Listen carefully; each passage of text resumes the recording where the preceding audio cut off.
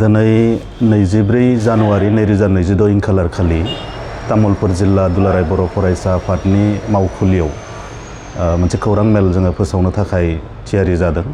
दा बेनि बे हाबाफारियावनो आंजों दङ जोंनि तामुलपुर जिल्ला जुनियर टेलेन्ट सार्च एबा आनजायसा सायख' आनजाद बे आनजादनिनो कन्ट्रलार बिथां दैमालु कुमार बर' आरो जोंनि तामुलपुर जिल्ला दुलाराय बर' फरायसा आफादनि सोलोंथाइ नेहाथारि लोगोसे कअर्डिनेटर बिथां गबाराम बर'।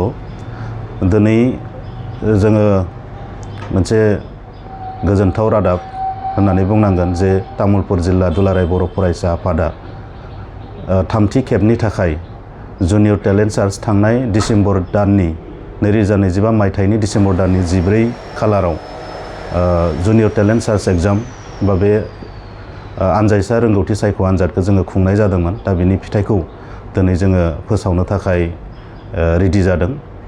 दा जोङो बयबो मिथिगौ जे सासे सुबुं गंसे न'खर बिनि जिउ राहा बा बिनि न'खरनि बिथाया जुदि गोख्रों जानांगौब्ला जोंनो गुन गोनां सोलोंथाइ नांगोन आरो बे गुन गोनां सोलोंथाइनि गेजेरजोंनो सासे सुबुं बा गंसे न'खर गंसे गामि गंसे ओनसोल समाज बा मोनसे हारिया गोख्रों जानो हायो आरो बे गुन गोनां सोलोंथाइनि गेजेरजों बेखिनि सुबुं सम्पद मोननो हायो बेखौ जोङो मिथियो आरो बे लेखायैनो दुलाराय बर' फरायसा आफादा नैबे हाबाफारिखौ लानाय जादों आरो बे लेखायै दिनै बिनि फिथाइखौ जोङो फोसावनो थाखाय लादों।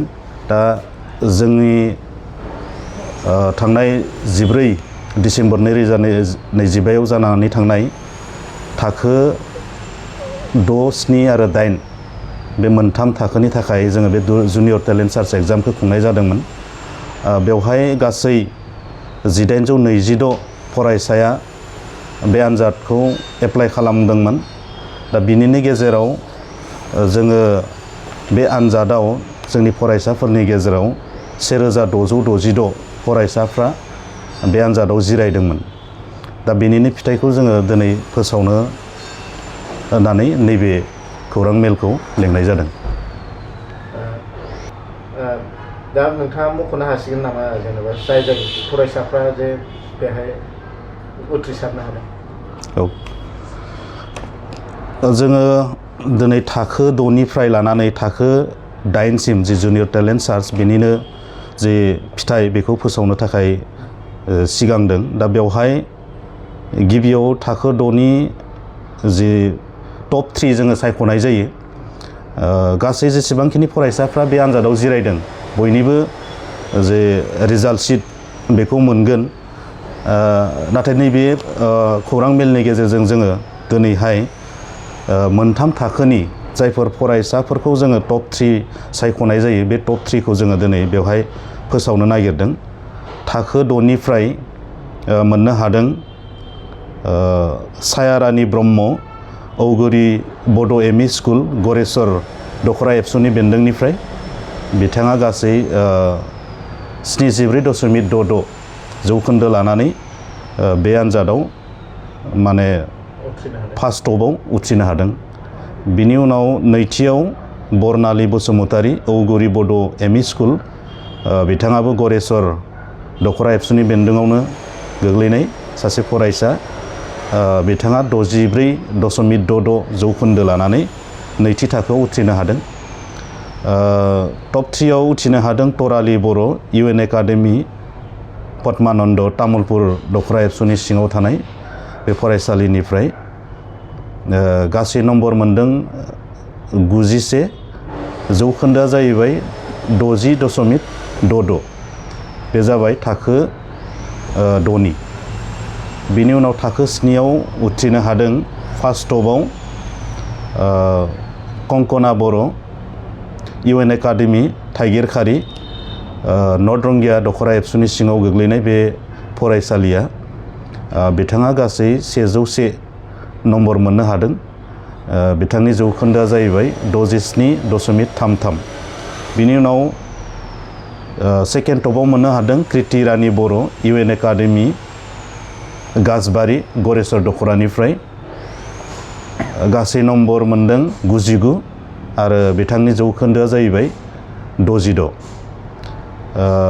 टप 3 आव मोननो हादों मिजिंसा बर' फुंबिलि सोलोंसालि दारकुसि दखरा एबसुनि सिङाव थानाय बे फरायसालिनिफ्राय गासै नम्बर मोनदों 98। जौखोन्दोआ जाहैबाय 65.33। बिनि उनाव थाखो 8 निफ्राय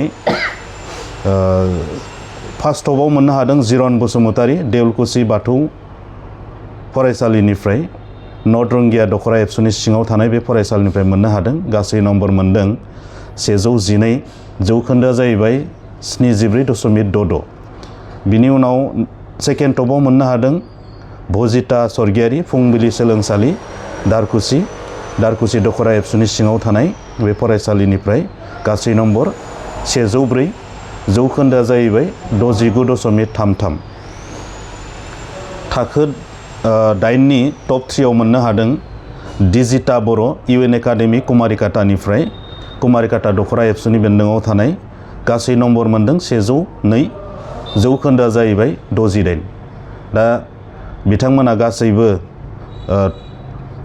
टप फार्स्ट सेकेन्ड थार्ड थाखो 8, 7 आरो 6 बे मोनथाम थाखोनि थाखाय दा बिथांमोनखौ जोङो गिबियाव जोंनि तामुलपुर जिल्ला दुलाराय बर' फरायसा आफाद आरो exam board junior talent search exam बर्डनिफ्राय बिथांमोननो गाहाम हामलायनाय जासिदों।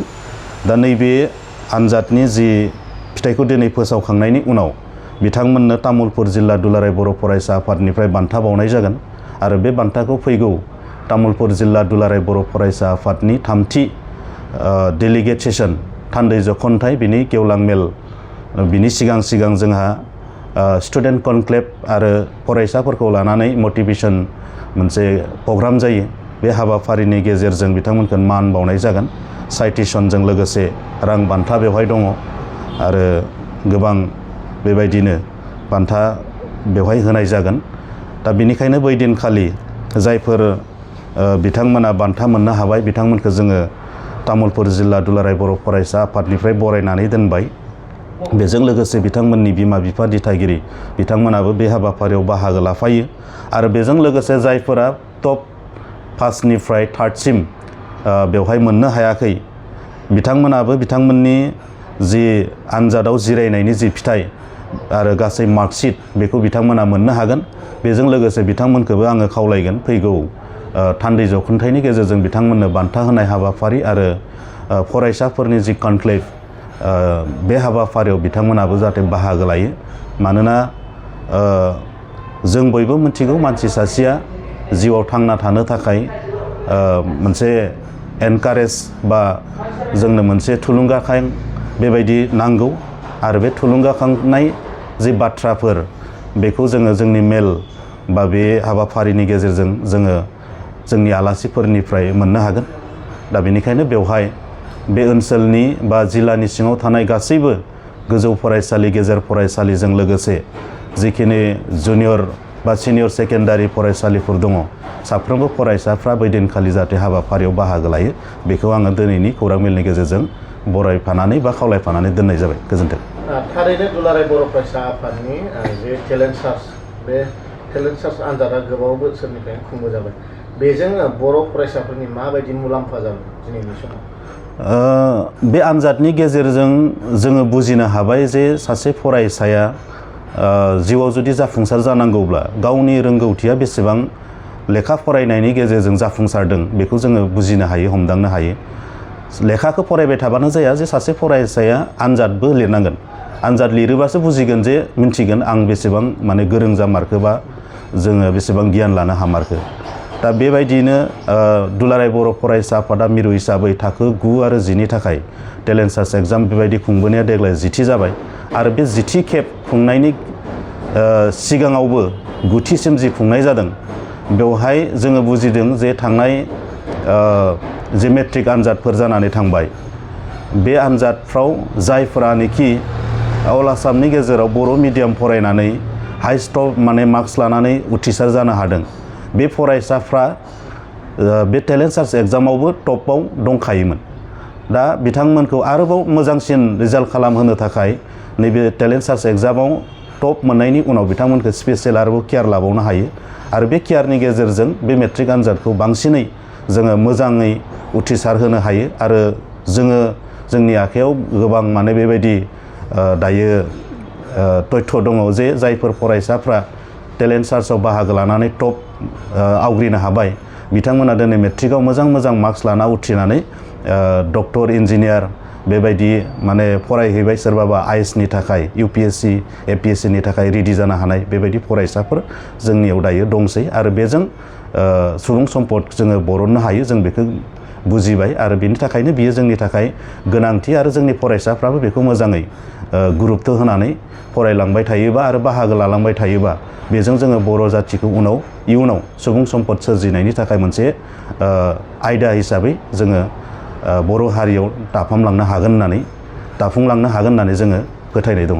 माने टेलेन्ट सार्चनि गेजेरजों सोर फरायसाया माबायदि मेट्रिक आरो मेट्रिकआव जायबायदि फरायसाया मोजां रिजाल्ट खालामगोन बेखौ नोजोर होनो हाखायो आरो हायो।